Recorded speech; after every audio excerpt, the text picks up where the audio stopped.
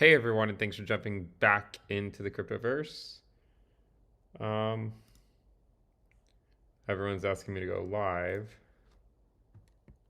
so we'll go live for a very brief period of time. So let me just post this.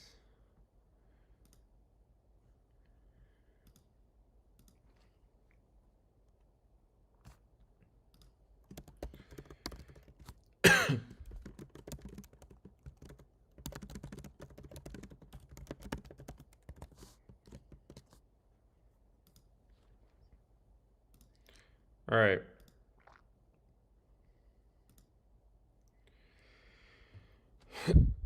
All right, guys. So we have now had, sorry. We've now had a date with Destiny at the 200-week moving average. We put out a video earlier today. Remember, we can go below the 200-week SMA. It's happened 3 times before. There's no reason to assume it can't happen again. And in fact, it has happened again, right? We are now below the 200-week moving average for the 4th time. Really, I mean, for the, you could argue this is, the 4th time, looking at not as much history there, but you can see came below it here and then over here as well, back in, twice in 2015, in 2020. Now again, we're below it in 2022. So certainly, the 200-week SMA does not have to be an absolute bottom, and clearly that's already been proven, the fact that we're below it again. Looking at the 300-week, because I mentioned it earlier in my video, and I don't think I actually mentioned where the 300-week SMA was. So then naturally, I got a lot of people asking me, well, where's the 300-week SMA? It's currently at 16.6K. 16.6. So we've been to it before in March of 2020. It could certainly happen again. There's no reason to assume it can't. That would correspond to another 22% drop. Now, will it happen this week? Who really knows? But obviously, there is a liquidation hunt going on right now with some of the larger fish in the sea, and they are out for blood. Bitcoin dominance has taken a pretty big hit recently. I still am very macro bullish on the Bitcoin dominance despite the pullback. One thing I love about Twitter is that they won't let you, or they'll make sure that you remember if something goes a different direction than what you're expecting. Look, I mean, the Bitcoin dominance just went up 5 straight weeks in a row. We did have a pretty nice pullback this week on the Bitcoin dominance, but also remember, we saw a very similar thing in 2018. In fact, there was a week over here, in fact, in July, where we had a wick down and we came right back up. So yes, the Bitcoin dominance is down to, and it actually went all the way down to less than 46%. But I think it'll be back up, within the next week or two. It'll be back up and trending higher. I know some people aren't necessarily gonna buy that, and they might just assume that it's gonna come back down. They could be right, but I will stand by the conviction on this that the dominance will ultimately trend much higher, and that you're just sort of seeing it's sort of like an alt Bitcoin relief rally, not alt USD relief rally, but it's like an alt Bitcoin relief rally. Alts are actually gaining some back against Bitcoin. But again, even in 2018, you do occasionally have some red weeks in the Bitcoin dominance, even during that major spike up. So yes, I understand that Bitcoin dominance has pulled back. I still do think it is headed much higher.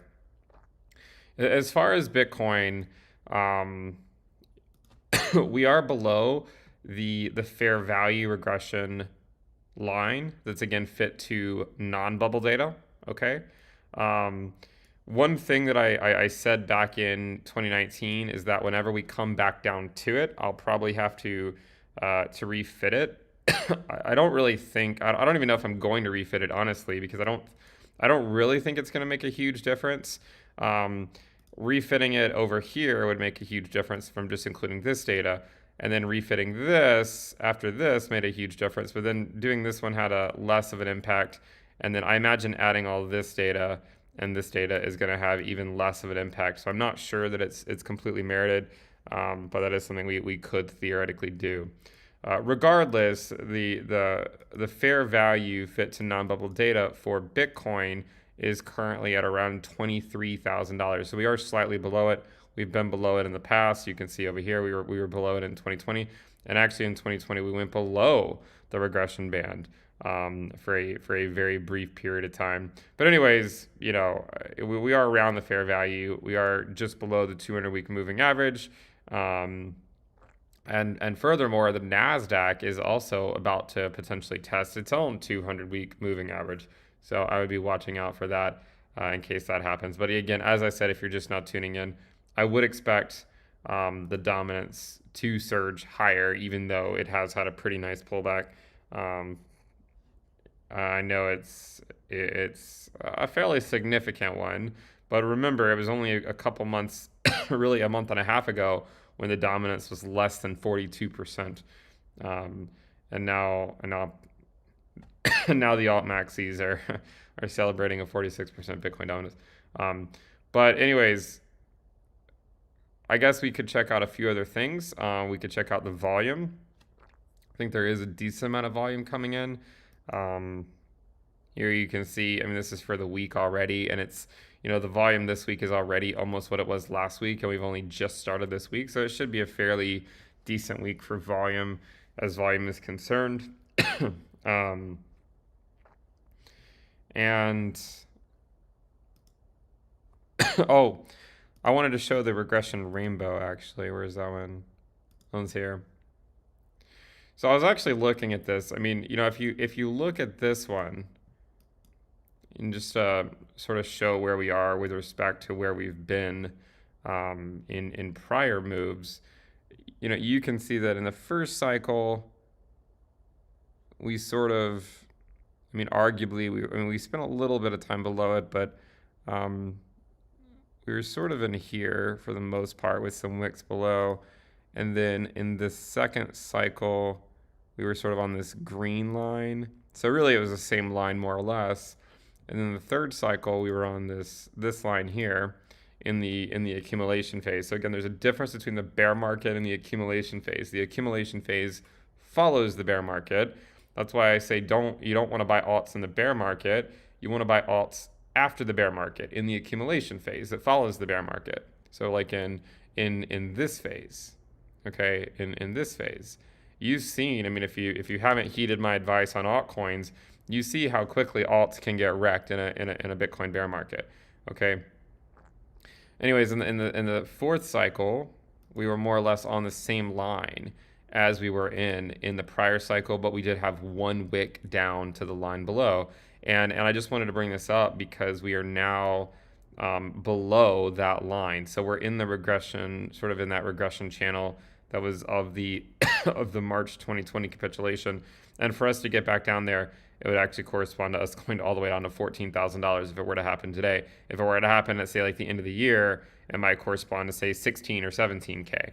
But that's where we currently stand with regards to the regression rainbow. Remember, we put out a video a few months ago where we went through the bear thesis, and we went through a lot of different things. And I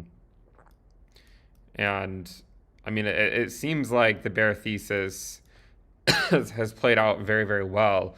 But we will need to readdress a lot of those charts now that we've actually seen major capitulations to see, okay, well, when does it make sense to look at the bull thesis? I think the hardest part, I mean, from a technical perspective, of course, a lot of indicators are getting somewhat reset, although a lot of them still have a ways to go. This is with regards to stuff that we have on the website. Again, intothecryptoverse.com if you want to check it out. We do have a sale going on. But I think the bigger thing right now is the macro, right? And I think it would be somewhat foolish to dismiss the macro as unimportant, whether we like it or not. The crypto market is very much subject to macroeconomic conditions, and you know, I mean, until the Fed pivots, right? I mean, like, there's really no telling, right, until the Fed pivots. So, I mean, of course, we will have some type of move back up to the upside at some point, but clearly that did not happen in June. Okay, I mean we no relief rally in June, that's for sure. So anyways, we'll see where we actually get one. Whenever it does occur, I would expect the dominance to go higher. It's always very hard to time exactly when they're going to occur. We are now slightly below the 200-week moving average. The 300-week is all the way down at just over 16.5K. It's just below 16.6K. The fair value fit to all data, you can see that whenever we fall below it, we tend to fall a decent ways below it. Just by looking at prior cycles, you can see that we do tend to spend some time when in the undervaluation phase of the regression band fit to all data, and you can see that we've really begun that descent into that area on the chart. So we'll continue to follow that. Ether, I mean, Ether is getting wrecked completely. The Ether Bitcoin valuation, as you guys know, I'm very, very bearish on. Right, very bearish on the Ether Bitcoin valuation. I've outlined, I think this is just Wyckoff distribution, and you couple that with about 1,000 other things, and it seems like the Ether Bitcoin valuation is more likely going to go down. So, right now it's at 0.052. I'm thinking that certainly 0.04 is in the cards this year, maybe even 0.03. So I would be on the lookout for that occurring for the Ether Bitcoin valuation, and perhaps we'll see some type of a move back up to the upside by the end of this year or early next year. But until then, I would anticipate the Ether Bitcoin valuation remaining relatively bearish with some bounces in between.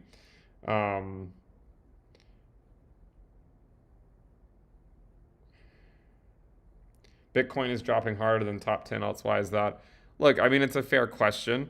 I think right now it's a liquidation hunt. And look, alts are going to have are very, very likely going to lose value against their Bitcoin pairs. You have to remember that nothing goes up monotonically, nothing goes down monotonically.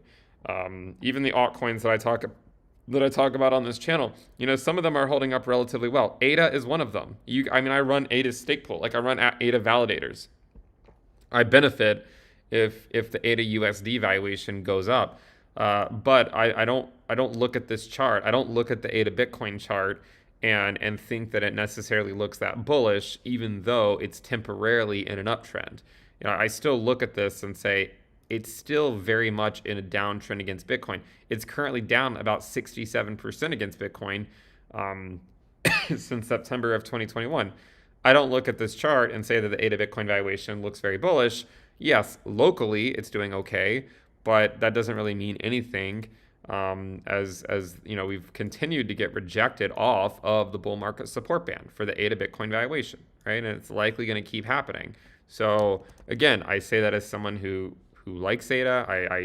I really promoted ADA at 2 cents on this channel. Just go back and look at the videos. But I don't look at the ADA Bitcoin valuation and get super excited about it. I think it has a lot further to fall, just like the Ether Bitcoin valuation. Okay. Again, you can go through the list. I mean, Bitcoin is one we've talked about as well. It's also in a macro downtrend. So it's easy for us to, it's easy for people to celebrate these short-term moves back up to the upside of all Bitcoin pairs. It doesn't take away from the fact that, even Bitcoin is still down almost 70% from its all-time high. Link Bitcoin, same story, right? Significantly down. Uni Bitcoin, all down. Maker Bitcoin, down. Litecoin Bitcoin, down, right? Theta Bitcoin, also in a downtrend. BNB Bitcoin is one of the ones that has been holding up the best, but it also held up relatively well up until the first half of 2018, and then it really started a downtrend. So I'm guessing that BNB Bitcoin is going to show some weakness for the second half of the year. Aave Bitcoin also in a downtrend, more or less getting rejected off of its bull market support band. Solana Bitcoin is absolutely getting wrecked. And I've said I don't really talk about this one on the channel, but I think it has a lot further to fall. Just look at these charts on like a linear scale, right? Look at the alt Bitcoin these are alt Bitcoin charts on the linear scale. There's no way you can look at these charts and think that they look macro bullish. You can always have short-term bounces, but alt Bitcoin pairs don't really look that attractive right now. The same thing goes with AVAX Bitcoin, which is one that I have talked about on the channel before.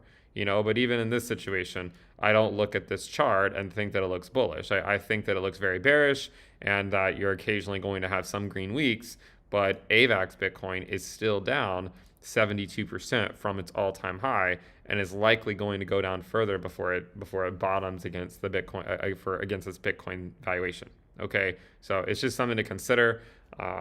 Most alts are in macro downtrends against Bitcoin. They can always have short-term pumps. It's not going to change the macro trend. And even over the last few minutes, you know, from when I started this stream earlier, I saw the Ether Bitcoin valuation at around 0.054. It's all the way back down to 0.0517 or so.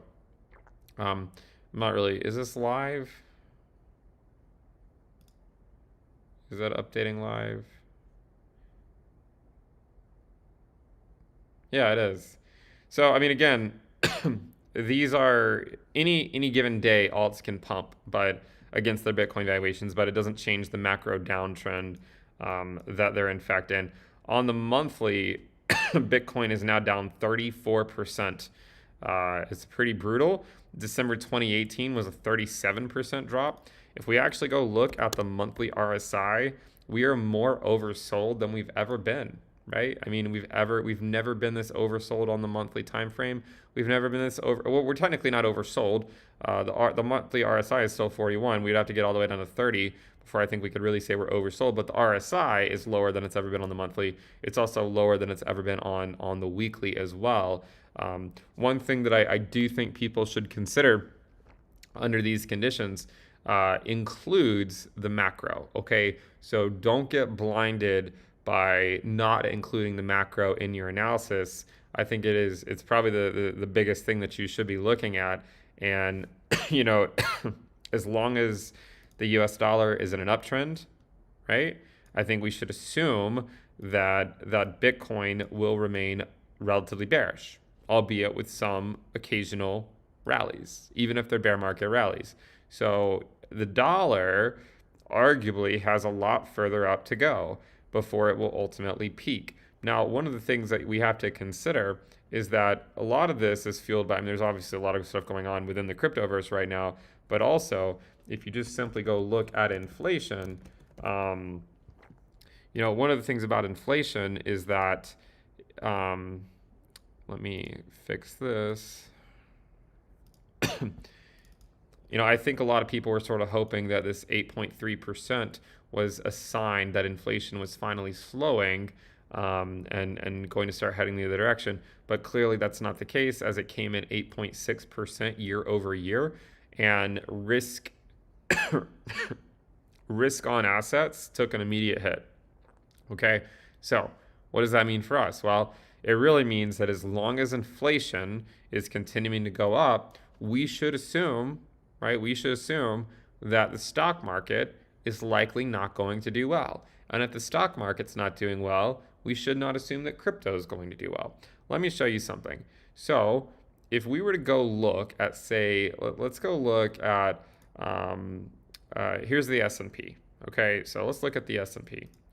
And what we're going to do, and actually, you know what I should do is I should look at inflation. Actually, let me look at the S&P, put that on a log scale, and I'm going to compare it with inflation on the same chart. Okay? So that's what we're going to do. We're going to pin this to a new scale on the right. And I just want to show you what I mean. Okay, so I'm going to switch this over to a monthly chart so we can easily go back. Okay, so what do you notice? Right? What do you notice? When inflation was going up in the 70s, this is the orange line, you can see inflation was going up in the 70s, right? Once inflation topped, okay, this is very important. And, you know, at the end of the day, right, we have all sorts of technical indicators that we can look at. And I mean, I know I show some on the channel. We have a ton more on the website. But do not forsake the macro, okay? Look at this. Look at where the stock market bottomed in the 70s, in October, you know, in late 1774. The inflation topped locally in late 1974, that is where the S&P bottomed. Okay? So we can go around, and we can go around on crypto Twitter yelling, this is the bottom, until we're blue in the face, right? But the truth is that there's a good chance that the bottom will not be in until inflation has more decisively peaked. Okay? That's the truth. It's the truth, right? I mean, this is what you need to consider. Until inflation has peaked, you should assume that the bottom is not necessarily in. I'm not saying it can't be in, but it is something that we have to contend with.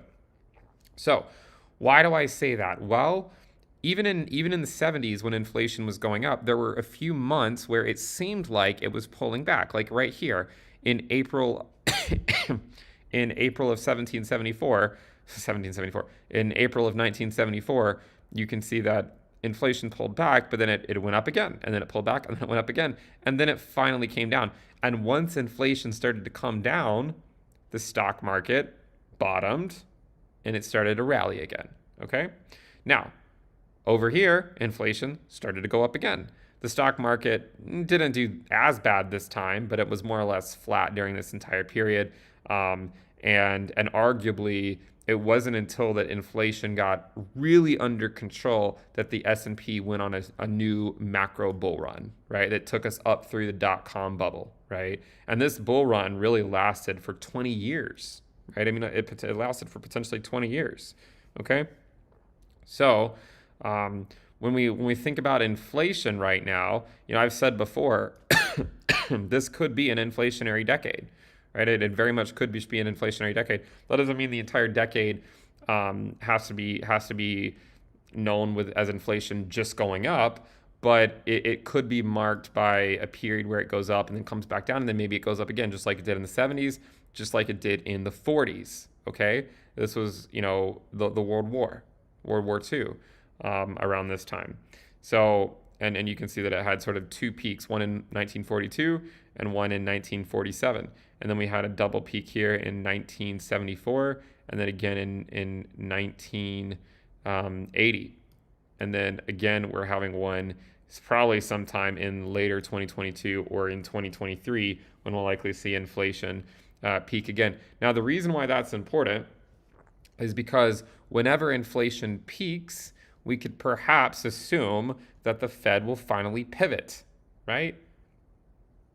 It's as simple, right? I mean, it's just like if the money printer is turned on, the stock market goes up.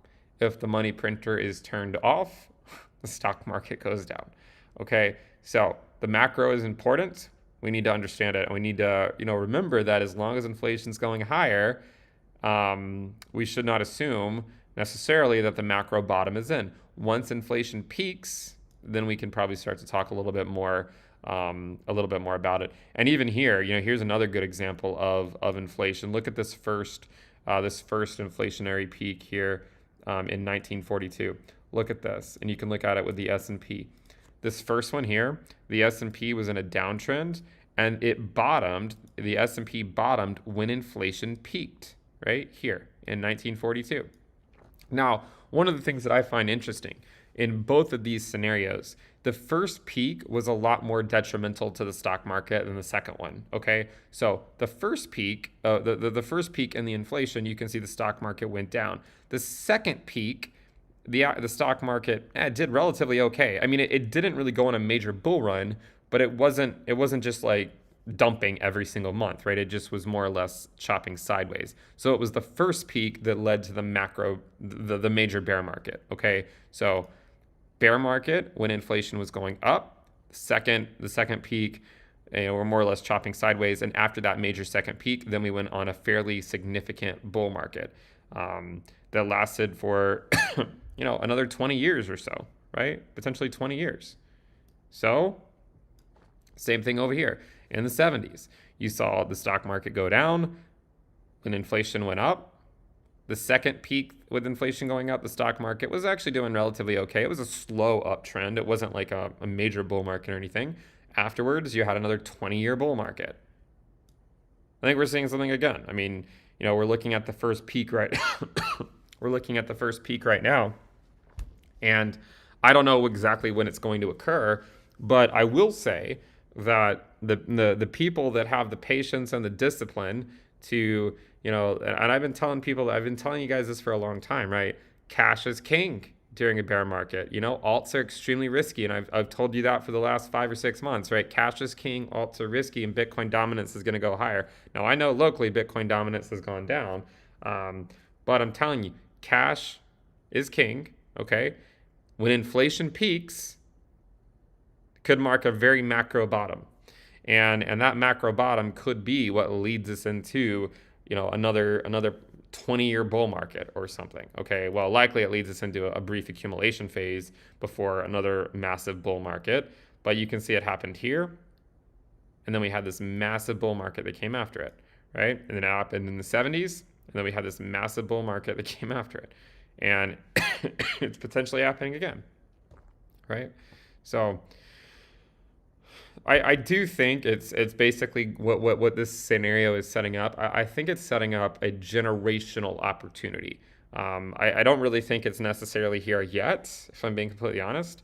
I think that, arguably the people that are going to win the most in this bear market are the people that are flush with cash and are not knee deep in altcoins.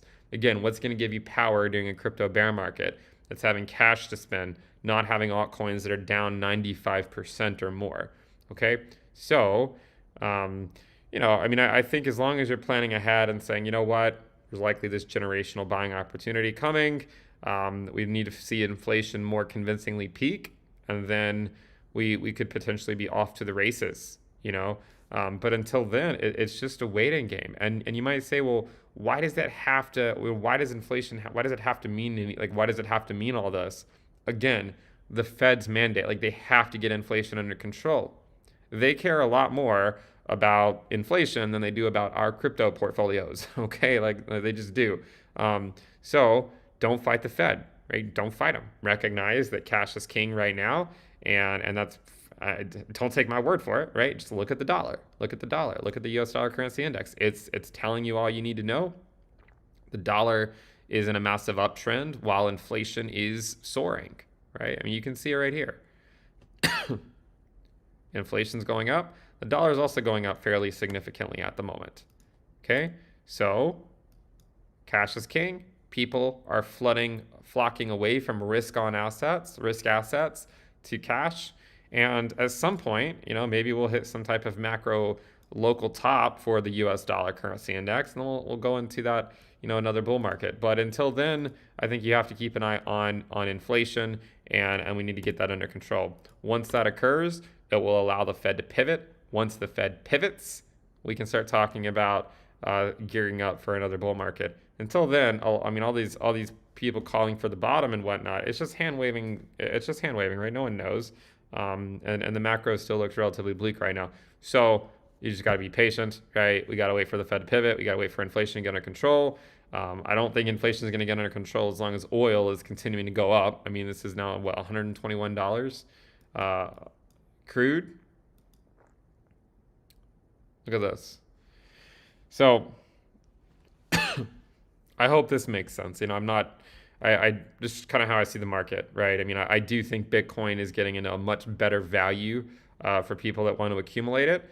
That doesn't mean it's going to go on a bull run, and go to new all-time highs anytime soon. But in terms of calling the bottom and whatnot, it's sort of a silly game to play to some degree when we also we need to see inflation peak before the Fed will in fact pivot. So going back over to the Bitcoin chart. Even given all this stuff, right? Even given the recession, given how bad inflation is right now, we're still not doing anything that we haven't already done before, right? Everything that's happening right now to Bitcoin has happened in every prior bear market. This is nothing new. In fact, so far this has been the tamest bear market. I mean, that obviously could change, but again, the prior three bear markets for Bitcoin were negative 93, negative 94%, negative 87%, and negative 84% or 85% or so.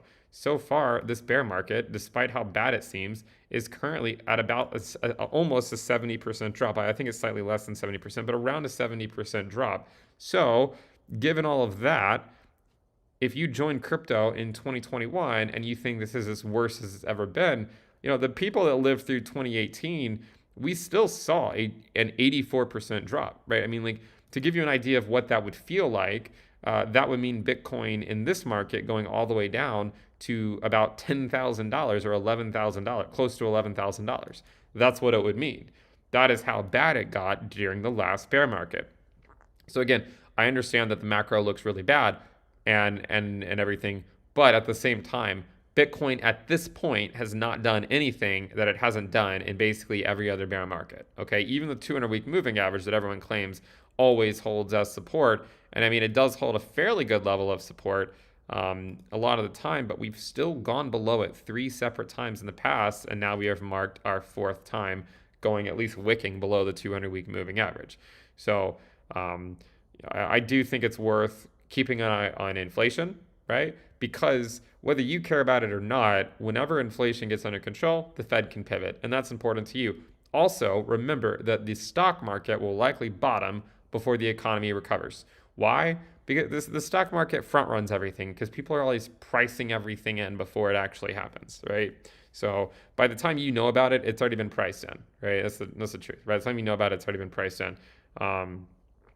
But by the time the stock market starts, after the stock market puts in its macro bottom, the economy likely will not have yet started to recover. But the stock market will likely recover first as investors will start to price in economic recovery before it actually occurs. And that will likely not happen until inflation is at a more convincing peak. And one of the reasons why I think we saw a huge sell off in risk assets this month was again because CPI, core inflation came in at 8.6% year over year, which I think took a lot of people by surprise, especially after the slight pullback from the month before from 8.5% to 8.3%, right? And we went back up to 8.6% year over year. So with all of that in mind, I mean, here we are. I mean, we're sitting just above the prior all-time high of $20,000. I've told you guys many times before, just because we haven't gone below prior all-time highs doesn't mean we can't. Again, if you look at the first cycle, the peak to the next bottom was about a 434% difference, but the cycle after that, it was only about 150% difference. So while we've never gone below a prior cycle all-time high, we did get a lot closer from the last cycle to the cycle before it. So this is the cycle where that theory, I think, is going to be tested. And you can see that, I mean, it certainly allows for us to go to those levels. Whether it happens or not is up for debate, but we could certainly go to those levels and still stay within the bounds that we, on a lot of the indicators that we use and operate under. So do we have any questions?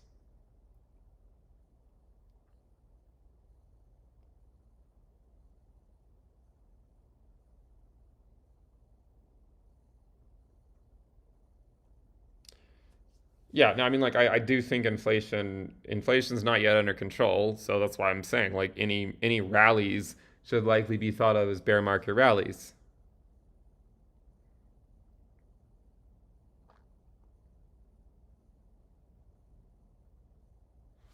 Are we in the accumulation phase of a lifetime zone?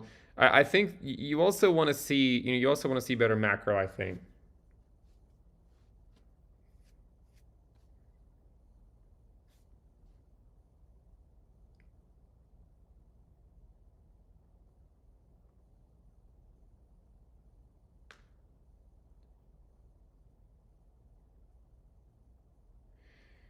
Yeah, we already spoke about the Bitcoin dominance. It is slightly down recently, but I do think it'll just pick right back up within the next week or two.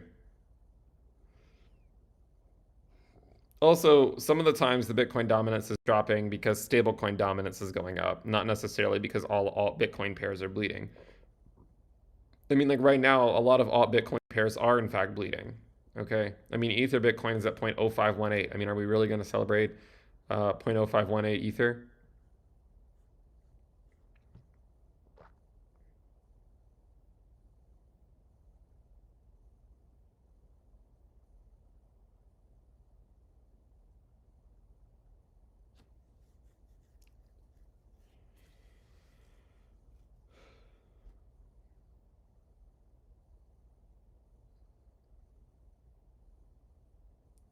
Yeah, it seems like every time I cut my hair, the market goes down, doesn't it?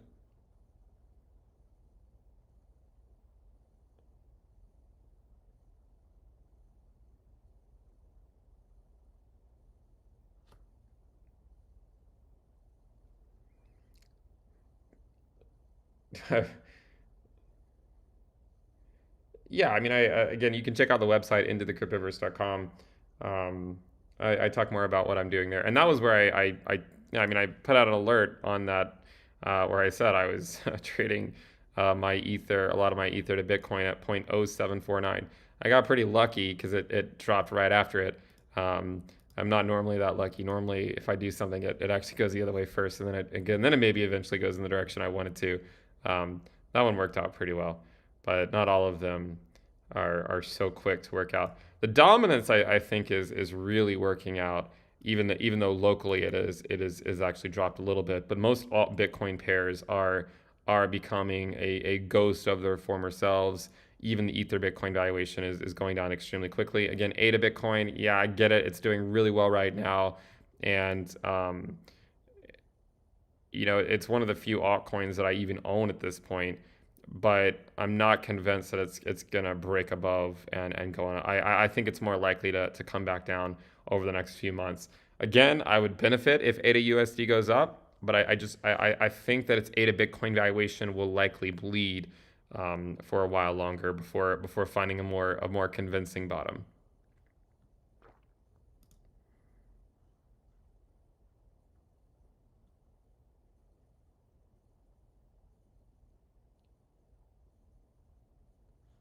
What would my thoughts be if we went below the lower regression band? Well, I mean, it happened before. It happened in March of 2020, so I don't think we're not going to say it can't happen. That's for sure.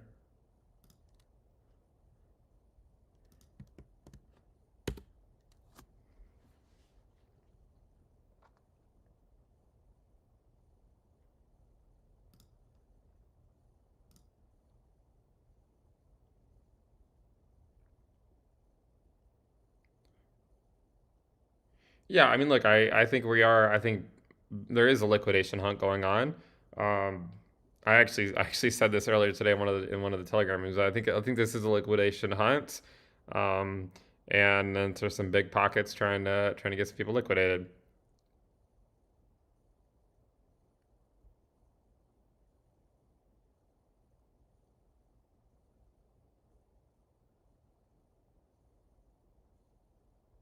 Yeah, I understand that this is potential. Well, in terms of a longer lasting recession, yeah, like it could be Bitcoin's first, but I mean, Bitcoin will make it through it.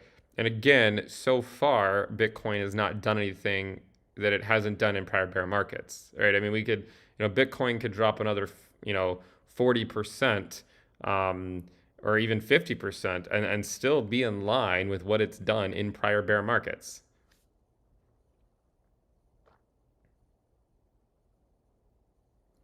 What's my strategy for the next few months? I've said it before on the channel, right? I mean, cash is king. I know people like to make fun of it, right? But Bitcoin, I think, crypto exposure should mostly be limited to Bitcoin, I think, right now. Um, because, Bitcoin's going to be all over the place. And I just think everything else is going to get washed out against Bitcoin. So, if you're buying, I would focus mostly on Bitcoin, not altcoins at this stage, especially since all Bitcoin pairs tend to bleed even after Bitcoin USD bottoms. So like even if we've already hit the bottom in terms of the USD valuation, which there's a good chance we haven't, right? But even if we have, alt Bitcoin pairs could bleed for another 6 to 12 months. That's what they did in 2019, right? All Bitcoin pairs still bled even after Bitcoin USD bottomed. So that's something to keep in mind.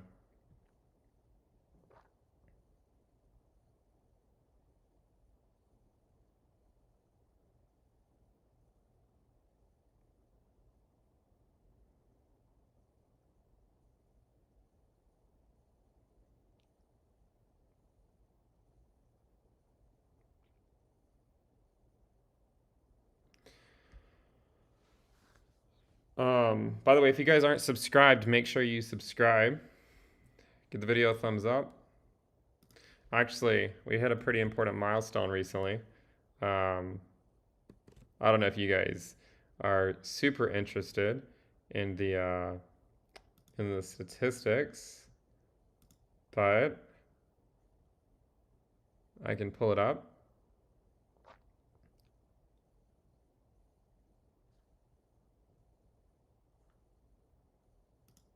So,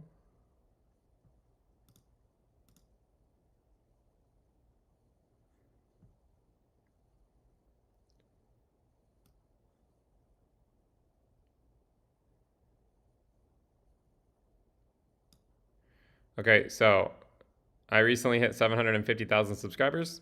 Thank you for subscribing. But if you wanted to peel back the curtain here on what social statistics look like on the YouTube channel, you can see that there's a fairly clear, distinct bull market over here in late 2020, early 2021. Fairly distinct bull market. Then we had the summer lull where no one really cared about crypto. And then we sort of had a mini bull market in October, November timeframe. Ever since then, it's more or less just been in a downtrend with occasional spikes when a big event occurs, right? That's what we've kind of seen over the last several months. Watch time it's spiking right now, but again, it tends to spike anytime there's a lot of volatility. New subscribers to the channel has really gone down. So again, when we think about, do we have enough investors here to really drive this to new all-time highs? No, right? Not even close right now. We need a lot of time. People aren't going to really be trusting crypto for the most part right now because of all the centralized stuff going on. I'm not going to get into it, so stop asking me. But you can see new subscribers are significantly down from where we were in like late 2020, early 2021. I'm just showing you this because when I say I feel like when I talk about being in a bear market, I'm not just talking about it from a price perspective, but just from like a retail interest perspective, right? Just from like a retail interest, people just don't really care. Okay, the people that are watching, right? Like the people that are watching all this stuff, they're not really new subscribers. I mean, some of them are new, but most of those subscribers I got a long time ago. This is just background noise, right? It's more or less background noise compared to where most of the subscribers came from during the bull market. Okay, so basically, what occurred? Well, my interpretation, what occurs is that Bitcoin, whenever it goes through a parabolic rally, it brings in a lot of people, and then those people can sometimes get stuck because the prices go down, and then they become in it for the tech, right? Because they clearly can't say they're in it for the price if it's down 50%. So then they're in it for the tech. And then, they kind of stick around till the next bull market. And then they take profits. And then you have a new crypto class that learns the hard way. And then, of course, as always, estimated AdSense revenue is holding resistance at $0 and 0 cents. But again, thank you guys for subscribing. We are now at 750,000 subscribers.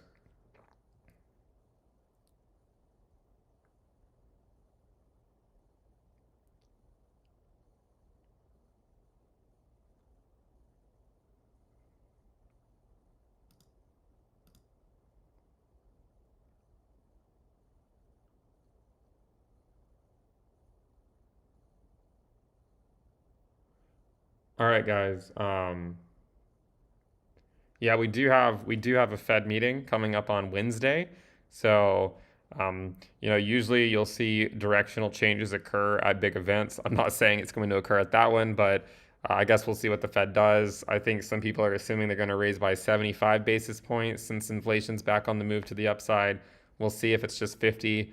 I, I think I don't know exactly what the odds are right now, but I know there is a growing probability that some people are assuming it's going to be 75 basis points and not a 50 basis point rise.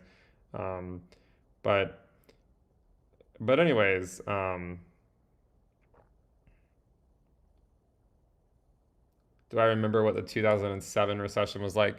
Unfortunately, no. I mean, I was in high school, so you'd be better off asking other people because I didn't really. I mean, I knew about it, but I only sort of vaguely knew about it. It didn't really affect me in any way, so I wasn't actually following it that much. The only thing I can really do is, I mean, I can go look at kind of where things are. Another thing to look at is unemployment. This is something that is probably worth watching as well, the unemployment rate. And if you look at the unemployment rate, what you'll notice is that it really started to go up here. And I was actually looking at this, trying to come up with some interesting trends earlier. You can see that in unemployment, it peaked. And actually, why don't I pull this up on the S&P? So we're going to pull up the S&P and we're going to compare it to unemployment. Okay. Now, unemployment right now has not really been going up, right? But we're also potentially, assuming we have again negative GDP again at the end of this quarter, then we're in a recession. I think a lot of people already assume we are in one, and I would agree. I think we are in a recession right now. But when we get into the recession, or we're in the beginning phase of one right now, we would assume that there will be layoffs. And again, soaring interest rates are going to make it so it's harder for it's harder for people to get money, so they can speculate on building new things and whatnot. Money gets more expensive, right? And companies close down, people get laid off, and you'll likely see that during recessions. But you can see over here in say like in 2000. So actually, let me pin this. Should pin this to a new scale. So if you look at the unemployment rate here, you can see that the S&P hit a local top here in the year 2000, and unemployment rate bottomed, right? And then by the time unemployment topped, the actual bottom for the S&P had already occurred about half a year before. Okay, so by the time unemployment topped, the bottom was already in by about 6 months or so. Okay, and then you go to the financial crisis, you can see something similar, right? So the S&P topped here after unemployment started to go up, right? So it topped right after it. But then by the time unemployment topped, the bottom in the stock market was already in. The bottom for the stock market came in March of 2009, but the actual unemployment rate didn't actually top until half a year later. This is what I'm talking about when I say that the stock market will recover before the economy does. So for instance, like the stock market will likely hit a bottom potentially half a year before unemployment tops, okay? And look at this. Unemployment goes down, the stock market goes up, right? You had a very brief period in 2020 when we had unemployment shoot sky high. Guess what? The stock market dumped. Right now, the S&P is dumped, but it's weird. Unemployment hasn't done anything yet, right? Like it hasn't gone up yet. But given that we're likely in a recession already, it seems like it's only a matter of time before we see this start to go up. And it's probable that the stock market will bottom potentially up to half a year before unemployment hits whatever peak it's going to hit. Okay, potentially half a year. All right. So hopefully that makes sense, and it sort of drives the point home when I say that the stock market will likely bottom before the economy starts to recover. And one of the ways you can probably look at that is like the unemployment rate, and we can look at inflation as well and talk about where inflation is in all this stuff. But anyways, I hope you guys enjoyed it. I know we sort of went off on some tangents that are not necessarily only about crypto, but I do wholeheartedly believe that a lot of this is very much crypto related. But anyways, I think we'll go ahead and stop it there. If you're not subscribed, make sure you subscribe, give the video a thumbs up, and remember we do have Into the Cryptoverse Premium at intothecryptoverse.com. We have a sale going on, lock and lower rate. All right, guys, we'll wrap it up there. Thank you. I'll see you next time. Bye.